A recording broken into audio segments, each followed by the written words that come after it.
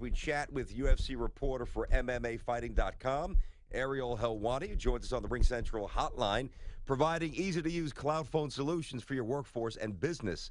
Communications made simple. For more information, go to ringcentral.com. Ariel, how are you, bud? Tiki Tierney, what's going on? I'm doing great, guys. How are you? Awesome. You probably heard me reference the Weidman knee to the head. Was that the biggest surprise of the night for you? First off, that was cold-blooded, man. I know it was. I know. I mean, we're like 72 hours removed, less than 72 hours removed, and we're cracking jokes about that. Was that the biggest shocker? Miesha Tate retired, and there were some rumblings, over the past year that she wanted some time off, but I don't think anyone expected her to do that in the cage right after a loss, and especially to lose to Raquel Pennington, who not that long ago was not on the same level as Miesha Tate. You'll recall that Miesha was the UFC champion as recently as July, going into UFC 200. So I think I'd have to go with Tate retiring, but don't sleep on Yoel Romero. I mean, this is a guy who's a silver medalist in the Olympic Games, undefeated in the UFC. He is a terrifying man. And that was just another example of how scary he could be in the octagon. So I don't think that was a real shocker per se.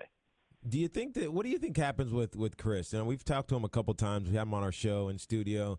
He's become a little bit of a friend, but you can see there's a little bit of I'm into my family now. He's acting a little bit more. How much of this loss affects his mentality about his career going forward? I was actually really impressed with the way he handled the loss afterwards.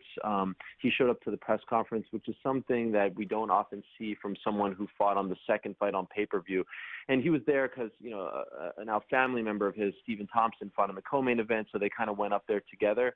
But just seeing his demeanor, and he was taking it all in stride, and being in New York and fighting in New York, I mean, no one deserved to be on that card more than him. He went to Albany countless times, lobbied for the UFC, did a lot to get them legalized in New York State. And you're right. I mean, when you have kids, 3 kids now, and they're around you, your mindset changes a little bit. And I'm not sure if he's 100% recovered from just the past year that he had, losing the belt to Luke Rockhold, then the neck surgery, losing out on the title fight against Rockhold in June, and then having to come back relatively soon and fight a guy like Romero who's just so darn scary. Maybe some time off would be good for him. I know, initially he was thinking about fighting in Brooklyn in February, but I think that might be a little too soon for him, unfortunately. So I'm not counting out Chris Weidman at all. I mean, this game, guy loses 2 in a row, he comes back, he wins 8 in a row, and he's champion again. But maybe just a little bit of time off would do him some good. He's got the heart of a champ. Listen, Weidman is, love Chris. I mean, I really do, and I hope he gets back. And we said the same thing. Maybe February is going to be a little bit too early for a Barclays match, but we'll see. Ariel Helwani with us here, Tiki and Tierney, CBS Sports Radio, MMAfighting.com. I don't know if you thought Alvarez had much of a chance to win, but, I mean, could you at least put up a fight? I mean, that was just atrocious. That was lame.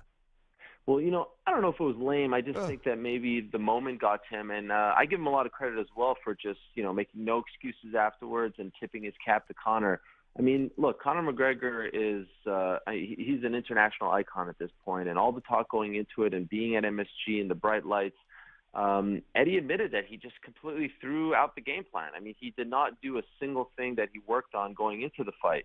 And we all thought that he would try to replicate the game plan that he had against Anthony Pettis in January, where he, clinched with Pettis a lot, frustrated him, used his wrestling. I mean, it wasn't the prettiest fight of all time, but it was effective, and he won the fight, and it got him to the title fight. We all thought that that's what he's going to do because everyone still believes that Conor McGregor's wrestling is his Achilles heel, and he did none of that. I think his first takedown attempt came in the second round, and by then it was almost a formality after the multiple knockdowns. So, I feel for Eddie. I'm happy that he got his $1 million payday and then some. I'm happy that he got that moment, but that is not the Eddie Alvarez that we've been watching for a decade. And you got to give credit to Conor for, just making him forget everything, for making him buckle under the pressure because, the setting, the scene, the arena, and the opponent, in my opinion, had everything to do with him not fighting like himself.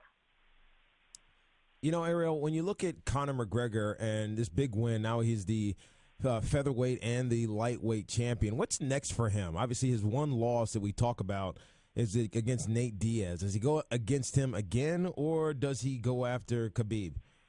Well, next for him is fatherhood, and one of the more fascinating moments of Saturday night actually came in the post-fight press conference when he announced to the world that he is going to be a father. First, he actually said in March, and then his girlfriend in the back corrected him and told him it was in May. And then in a very human moment that I think all of us fathers can relate to, he actually told us that he was very scared of becoming a father for the first time. And I thought it was really refreshing to hear that from Conor, because it was the first time in his UFC career that he actually admitted to being scared of anything. He's so brash, he's so confident.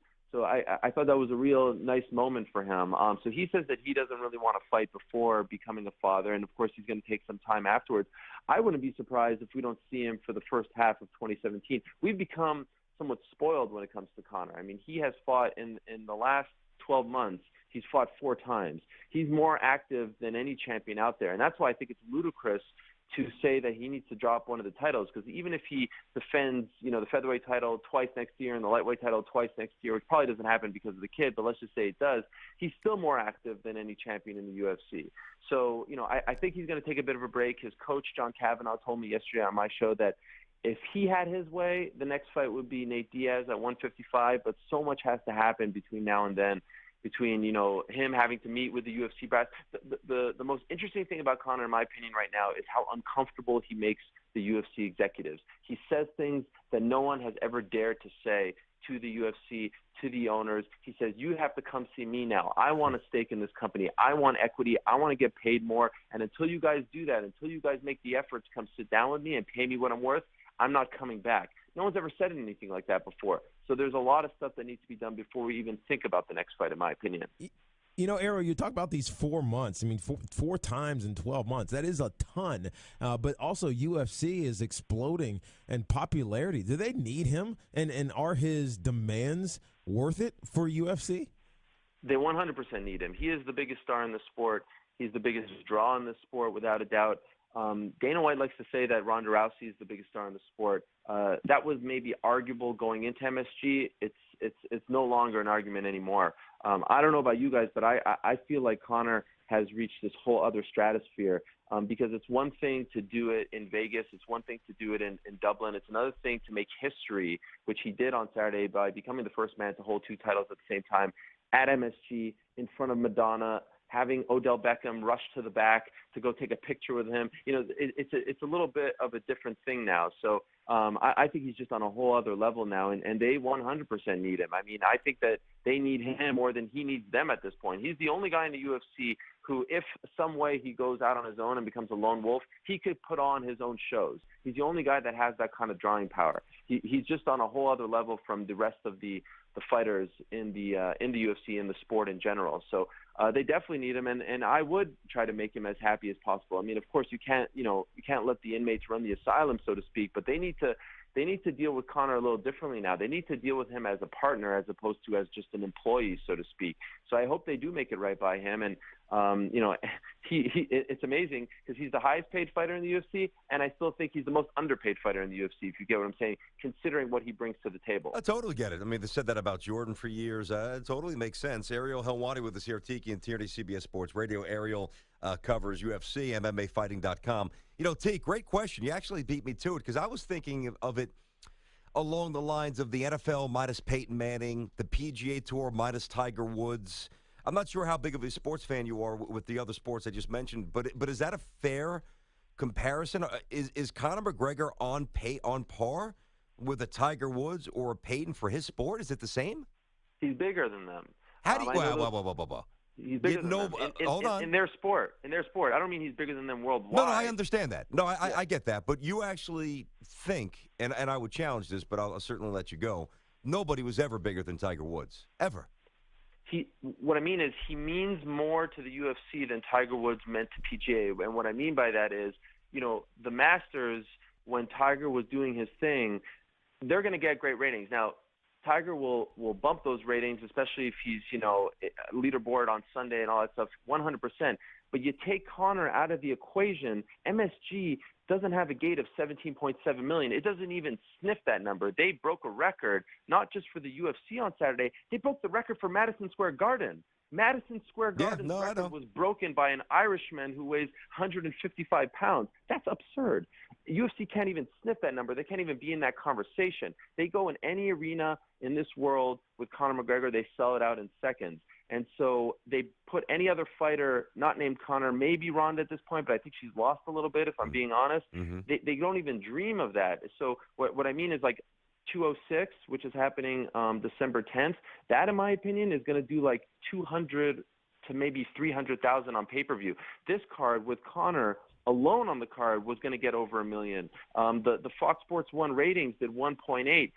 Just for the prelims on Saturday night, and it's all because of him. So he is more important to the UFC than any of those people that you mentioned were to their respective sports. Not trying to downgrade them or not recognize their greatness, but he just means that much because they have done a relatively poor job, in my opinion, of building up other stars. Conor has done it on his own, and as a result, he's now enjoying all these riches. I don't want to belabor it. I still disagree respectfully. It's a great argument, though. No, it is. Yeah, we could probably do this for about an hour or so. I would submit that the UFC is starting at such a lower point that it's almost impossible to contrast it to golf. But it is an interesting conversation. I'll definitely give you that, and I hear where you're coming from. So who's next? I mean, if you look at, say, I know it's not real, but, Hulk Hogan morphed into Steve Austin. Austin morphed into The Rock. Who's after Conor? Who's the guy after Conor McGregor? Oh, man. We're already trying to move on from the McGregor era. I'm enjoying McGregor. He's only 28. Yeah, no, I hear you. But there's always got to be somebody in that you're developing. Who is that person that's got the charisma and the game?